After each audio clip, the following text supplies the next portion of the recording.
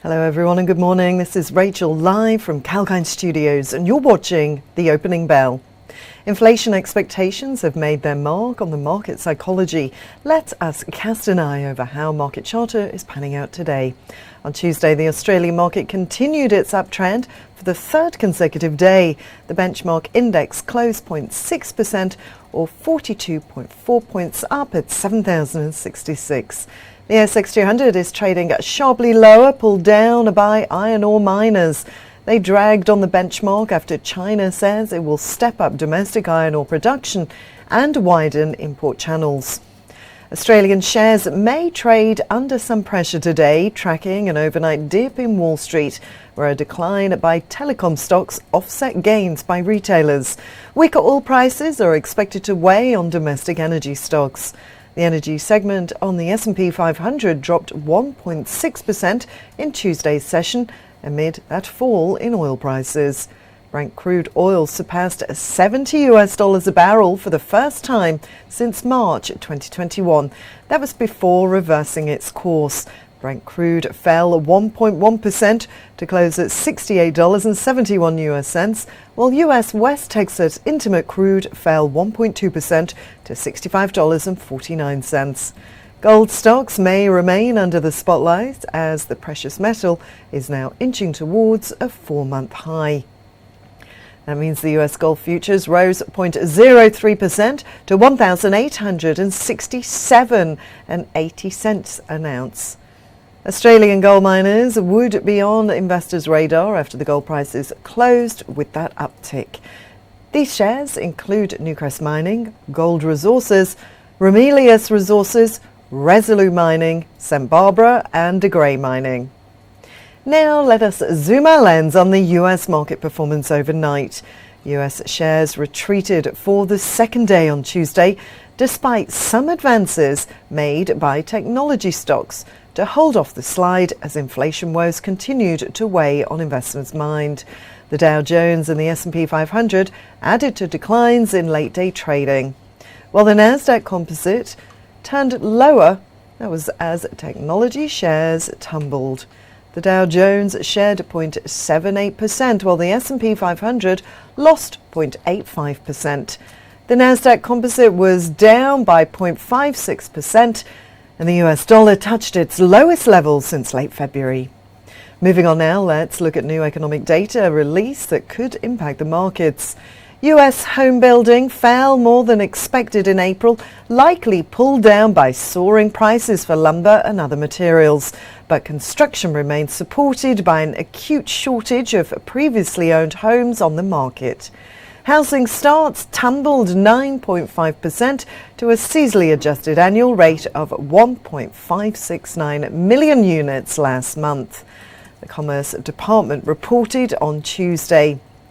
Moving on to the currency market now. Since April, the US dollar has been showing weakness against numerous pairs when the dollar index made an intermediate high of 93.47. On Tuesday, the dollar index fell 0.46%, while the Australian dollar was up by 0.37%. The progress of the COVID-19 vaccine deployment and the easing of restrictions to curb the virus have lifted higher risk currencies that stand to benefit most from economic recovery. Next up, let's take a look at the bonds market. The nominal US Treasury yields remained a little changed overall, with the yield on the benchmark 10-year Treasury notes falling to 1.637%. Treasury yields dipped on the housing starts, but recovered after a strong New York Fed business leaders survey and ongoing concerns around the Fed falling behind the inflation curves. Moving on now to some newsmakers on Wall Street. The upbeat news from retailers was overshadowed by losses in telecommunications shares. The world's biggest retailer, Walmart, raised its full-year earnings forecast, reporting a revenue growth of 2.7% year-on-year to $138 billion in the first quarter of 2021. That's as pent-up demand led to a record surge in sales. Walmart's e-commerce sales in the US rose by 37% across all segments, even as its sales doubled in the last 2 years. Its US comparable sales increased by 6% compared to the year-ago period, boosted by its grocery business. Moving on, IBM announced that they are set to acquire the European consulting partner of Salesforce as it eyes a major expansion in the continent, mainly for its cloud and AI services. The company has not disclosed the deal amount for Brussels-based WAG. In another major deal, Virginia-headquartered Performance Food Group is set to acquire Core-Mark Holding Company. The transaction is expected to be completed by next year. Both the stocks fell in the early trading session following the announcements. Next major update is Home Depot sales were up 32.7% to $37.5 billion in the first quarter. It reported revenues of $4.15 billion or $3.86 per share during the period. Moving on now, the stock of telecom giant AT&T fell almost 6% after it announced that there might be a reduction in the payout ratio due to the deal with Discovery Inc. The company had revealed plans on Monday to merge its media assets with Discovery in a $43 billion pact. Other telecom stocks such as T-Mobile were down 2.6% and shares in Verizon Communications declined 1.6%. Stocks of consumer non-cyclical technology, basic materials, industrials, financials and energy all pulled back, while real estate, healthcare and utilities made some advances. Other big news is that Warren Buffett's Berkshire Hathaway has bought stakes in Aon, while it sold a huge chunk of its holdings in Wells Fargo and Chevron. The billionaire's conglomerate disclosed its holdings in listed companies as of March 31st in a Form 13F filing with the US Securities and Exchange Commission on Monday. So let's recap what's causing the overall market volatility. Well, as mentioned, although markets appeared optimistic about the overall recovery of the US economy, investors seemed to tread cautiously amid weak housing data and inflation concerns. Still, the exchange managed to trim some losses to close the session on a relatively flat note. Telecom stocks saw a sharp decline, while real estate, healthcare shares saw muted gains. Technology shares, meanwhile, which had made some gains during the session, pulled back at the close. Blue chip stocks have been withdrawing over the past few sessions, even as the economy looked ready to leave the COVID slump. Investors have been considering whether rising inflation in the US could force the Federal Reserve to toe down its support in order to prevent the world's largest economy from overheating. Also, the weak April jobs report is proof of lingering weakness in the economy. On Wednesday, the US Central Bank would release the minutes from its April monetary policy meeting, which will be read closely for any indications about where monetary policy is headed this year. Moving on to the crypto charter now, Bitcoin and other major cryptocurrencies slumped after the People's Bank of China reiterated that the digital tokens cannot be used as a form of payment. Bitcoin remained near the 3-month low it hit after Tesla boss Elon Musk dampened enthusiasm for the cryptocurrency over the weekend.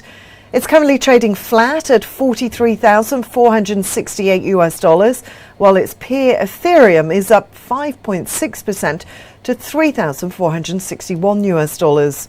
On Sunday night, an Elon Musk tweet triggered a 12% drop in Bitcoin's price when Elon replied, "Indeed," to a tweet that suggested Tesla might drop the rest of the cryptos from their portfolio. In a major development, Elon Musk has lost his position as the second richest person in the world following a series of events in the past 9 days, including Tesla's decision to cease accepting payments in Bitcoin for their vehicles. Moving on now, while subdued inflation expectation declined the US market's charter overnight, let us now look at the major newsmakers in the Australian share market today. In a major update, online travel agent Webjet reported a revenue of $267 million and a net loss of $143.5 million for the 12 months to the end of June 2020.